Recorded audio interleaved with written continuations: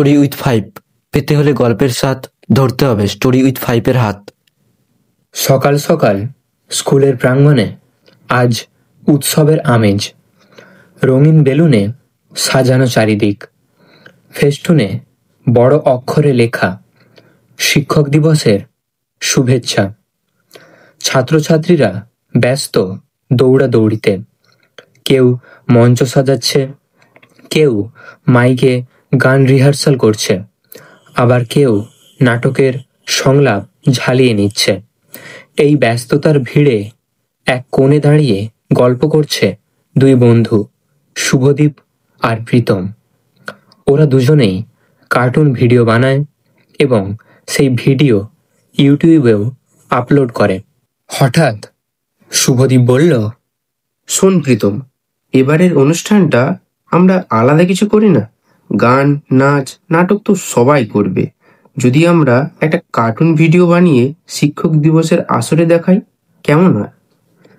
প্রীতমের চোখ চকচক করে উঠল। বাহ, দারুণ আইডিয়া। শিক্ষকদের নিয়ে একটা গল্প বানায় না, সবাই তো চমকে যাবে। ঠিক হলো, ওরা দুজনে গল্প বানাবে, তারপর কার্টুন আকারে অনুষ্ঠানে চালাবে। তাদের বানানো গল্পের নাম দেওয়া হলো শিক্ষার আলো। এক অজ পল্লীর মাঝখানে ছিল এক অভিনব স্কুল।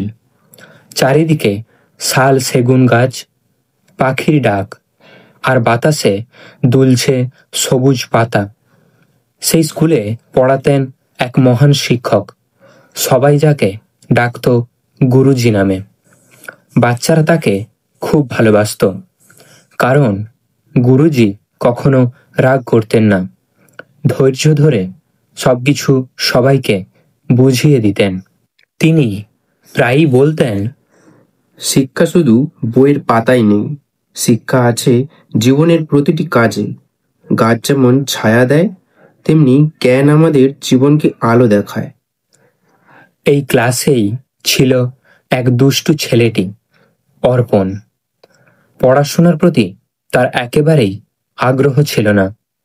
খেলাধুলা, আড্ডা আর ঘুরে বেড়ানো, এইসবই ছিল তার নেশা। গুরুজি যতই পড়াতে চাইতেন, অর্পণ সবসময় ফাঁকি দিত। একদিন পরীক্ষার দিন এলো, সবাই পড়াশোনা করছে, কিন্তু অর্পণ খাতায় কিছুই লিখতে পারল না। ফাঁকা খাতা জমা দিল সে। গুরুজি কিছু বললেন না, কেবল হেসে বললেন, তুমি ব্যর্থ হওনি অর্পণ, তুমি শুধু চেষ্টা করনি। অর্পণ প্রথমে হেসে উড়িয়ে দিল, কিন্তু পরে যখন দেখল তার বন্ধুরা নম্বর পেয়ে আনন্দ করছে আর সে একা লজ্জায় মাথা নিচু করে আছে, তখন তার বুকটা হু হু করে উঠল। পরের দিন গুরুজি গল্প শোনালেন। এক কৃষক ছিল, সে মাঠে কাজ করত না, কিন্তু আশা করত ফসল হবে। ফসল তো হবে না, কারণ জমিতে বীজ ফেলতে হয়, জল দিতে হয়, যত্ন নিতে হয়। শিক্ষা ঠিক তেমনই, যত্ন না নিলে জ্ঞানের ফসল ফলবে না। এই কথা শুনে অর্পণের চোখ ভিজে গেল। সে মনে মনে বলল, আমি এতদিন খেলাধুলায় ডুবে থেকেছি, গুরুজি একবারও বকেননি, উল্টে ভালোবাসা দিয়ে শিখিয়েছেন। আমি বদলাবো। অর্পণ এবার সত্যিই পড়াশোনায় মন দিল। প্রথমে অনেক কষ্ট হলো, অঙ্কে তার ভুল হতো, ইংরেজিতে সে আটকে যেত, কিন্তু গুরুজি ধৈর্য ধরে প্রতিদিন তাকে শেখালেন। ধীরে ধীরে অর্পণ ভালো করতে শুরু করলো। একদিন সে ক্লাসে প্রশ্নের উত্তর দিল। সবাই তখন অবাক হয়ে তাকিয়ে রইল তার দিকে। গুরুজি হেসে বললেন, দেখলে, চেষ্টা করলে কোনো কিছুই অসম্ভব নয়। অর্পণ বুঝল, শিক্ষক শুধু বই পড়ান না, তারা আলো দেখায় এবং জীবন গড়েন। দিন কেটে গেল, এলো শিক্ষক দিবস। গ্রাম্য স্কুলে সাজসজ্জা হলো, বাচ্চারা ফুল নিয়ে এলো, গান গাইল, কবিতা পড়ল। অর্পণও সবাইকে চমকে দিল। সে গুরুজির জন্য একটি নাটক বানিয়েছে, যেখানে দেখানো হলো কিভাবে একজন শিক্ষক ছাত্রদের জীবন বদলে দেন।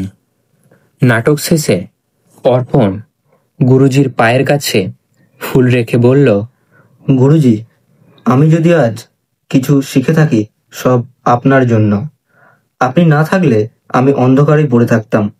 গুরুজির চোখ ভিজে উঠল। তিনি মঞ্চে দাঁড়িয়ে বললেন, শিক্ষকরা শুধু পাঠ্য শেখান না, আমরা ভবিষ্যৎ গড়ি। ছাত্রদের সাফল্যই আমাদের সবচেয়ে বড় পুরস্কার। অর্পণ তখন বন্ধুদের দিকে তাকিয়ে বলল, বন্ধুরা, শিক্ষক দিবসে শুধু ফুল দিলেই হবে না। আসল উপহার হলো আমরা যদি মন দিয়ে শিখি, ভালো মানুষ হই। এটাই গুরুজনদের সবচেয়ে বড় আনন্দ। করো সাবস্ক্রাইব সোনু স্টোরি উইথ 5।